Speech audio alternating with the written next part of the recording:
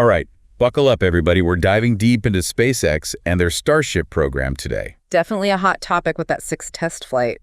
Yeah, lots to unpack there. Absolutely, some big successes, but That booster catch, huh? close, but no cigar this time. So where should we even start with this one? Well, I think the big question is, what happened with that booster catch? Yeah, why did it end up in the Gulf? The sources kind of hint at a few things. Okay, so let's break it down. Sure. Starship launches from Starbase. Everything's looking good. Separation from the booster goes as planned. Right up until that moment with Mechazilla, you know, that giant robotic arm? Yeah, the one that's supposed to catch the booster. Exactly. So what happened? Well, SpaceX, they always prioritize safety, so their automated systems detected something off. An anomaly. Right, and that triggered an abort, sending the booster for a splashdown. So what could have caused that abort? I mean, the source mentions some possibilities, but nothing definitive. Yeah, it's still kind of murky. Could it have been the launch tower itself? Maybe. Could be a sensor glitch or even a mechanical issue with Mechazilla. Or maybe something with the booster. Yeah, an engine hiccup, some weird aerodynamic thing, who knows? We can't rule out external factors either, right? Absolutely. Even a little shift in wind can mess up a landing like that. I mean, we're talking about this huge rocket. Pinpoint landing on a moving platform, it's crazy. Oh, threading a needle on a roller coaster. Yeah, great analogy. It really shows why SpaceX is so obsessed with data from these tests. Oh, for sure. They'll be looking at everything. Sensor readings, video footage, the whole 9 yards. Got to figure out what happened and how to prevent it next time. Which brings us to their rapid iteration process. Right? They're known for turning these tests around quickly. Taking those lessons learned and applying them to the next go. It's really a key part of their philosophy. They're not afraid to push the limits, even if things don't go exactly to plan. They see every test as a learning opportunity, success, or near miss. It's such a different approach compared to how spaceflight used to be, where missions could take years or decades. Yeah, the speed is definitely something other countries are paying attention to. So what can other countries learn from this, even with this booster mishap? I think the biggest thing is that failure isn't necessarily bad. You're saying it's a valuable experience. Exactly, especially when you have a culture that embraces quick iteration and data analysis.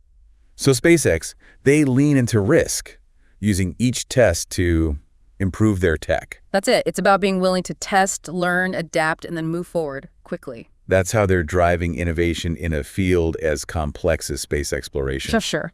And it's definitely making waves in the global space community. Absolutely. It'll be interesting to see how this influences the next generation of space programs. Okay, so we've talked about the booster catch, possible causes, and what others can learn from it. Right. But there's something else from this flight we need to discuss, that Starship actually fired up one of its Raptor engines while in space. Oh, yeah.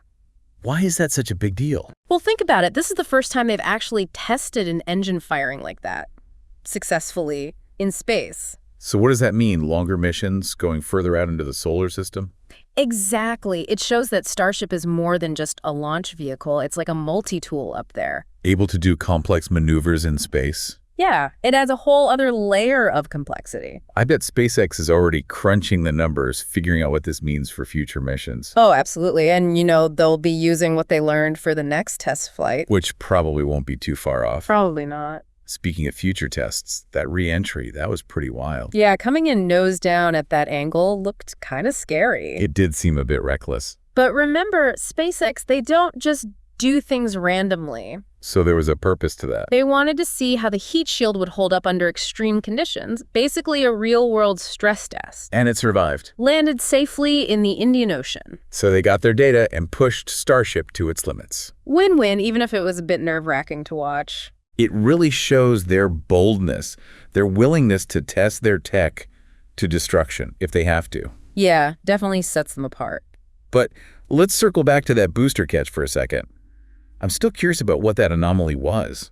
Well, SpaceX is usually pretty open with their data, even when things go wrong. They'll probably release a detailed analysis soon. I'd say so. It's part of their transparency and continuous improvement philosophy. They want everyone to see how they're tackling these challenges, learn from both the good and the bad. Exactly. Which allows others to learn from their experiences and potentially accelerate global space exploration. Makes sense.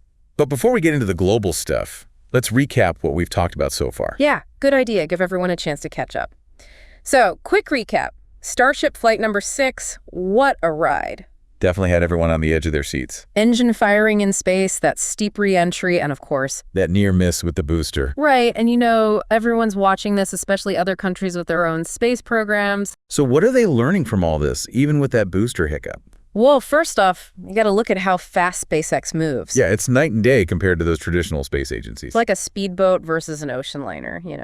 So is that speed a key to their success, or is it too risky? I mean, spaceflight is always risky no matter what you do. True. But SpaceX, they have a different way of looking at risk. How so? They see failure as data, a chance to learn and improve. Like that whole fail fast idea? Kinda, yeah, and you can see that in how they built Starbase. What do you mean? It's vertically integrated, so everything happens in one place. Manufacturing, launch, the whole shebang. Exactly. Minimizes delays, keeps communication tight. It's like a Silicon Valley startup, but for rockets. Haha, yeah. And that structure lets them make decisions quickly, adapt on the fly. And constantly refine their designs. So it's not just about taking risks, it's about having a system to learn from them. Absolutely. They're not afraid to try something bold, get the data, and adjust for the next test. It's like a constant feedback loop. Exactly. And that's something we can all apply, even in our own lives. You're saying we should be more willing to experiment. Yeah, think about how often we get stuck in our ways, scared to try new things. It's easy to overthink things, get bogged down in planning. SpaceX, they're all about action, but in a smart way, always using data. Like that nose-down re-entry, they could have played it safe. But they went for it, got that heat shield data, even if it meant risking the prototype. They're willing to test to destruction to get that data. That's a big difference. It is, and that data lets them improve quickly, make real progress with each flight. Imagine if other countries adopted this mindset. We could see much faster innovation in space. Absolutely, it could be a game changer. It's like SpaceX is leading the way, showing everyone what's possible. And it's not just about the tech. They've also shown the power of private investment in space. Right, they've attracted billions in funding, allowing them to chase bigger goals. Goals that government agencies might not be able to touch. So private money is changing the game. It's making things more competitive, more dynamic, which is good for everyone. Pushes everyone to be better. And it's giving rise to a whole new wave of space startups. It's like a gold rush, but for space. In a way, yeah, it's exciting to see this much energy and investment in space exploration. It's creating a ripple effect, going way beyond SpaceX. Think about it, space travel becoming more affordable, accessible. Mining asteroids, building settlements on other planets. Stuff that used to be science fiction is starting to feel real. And a lot of that is because of SpaceX. Definitely. So where does international collaboration fit into all of this? How does SpaceX's work impact that? That's a good question. I think they're showing that there's a different way to do things. Less bureaucracy, more focus on moving fast and innovating. Exactly. And that could actually lead to more collaboration. How so? By showing what's possible, they're pushing other countries to step up their game. So instead of competing, they might start working together more. Sharing knowledge, doing joint missions, that sort of thing. Aiming for those shared goals. Right. And don't forget about NASA's involvement with Starship. Oh yeah, they picked SpaceX to build that lunar lander for Artemis. Huge vote of confidence. Even the big agencies are seeing the value of partnering with companies like SpaceX. It's public and private entities working together to move space exploration forward. Shows we're all in this together. Pushing the boundaries of what we know and where we can go. It's a really exciting time to be following all of this. Feels like we're on the edge of something big. Absolutely. But before we get ahead of ourselves, let's take a minute to appreciate what SpaceX has already done. Yeah, let's dive into some of those technical achievements that made this 6th test flight so special. And what they could mean for the future of Starship. You know, when you step back and look at all this, it really reminds you of those big moments in space history. It does have that Apollo era feel, those huge, ambitious goals, the rapid progress. But it's different this time, right? It's not just governments.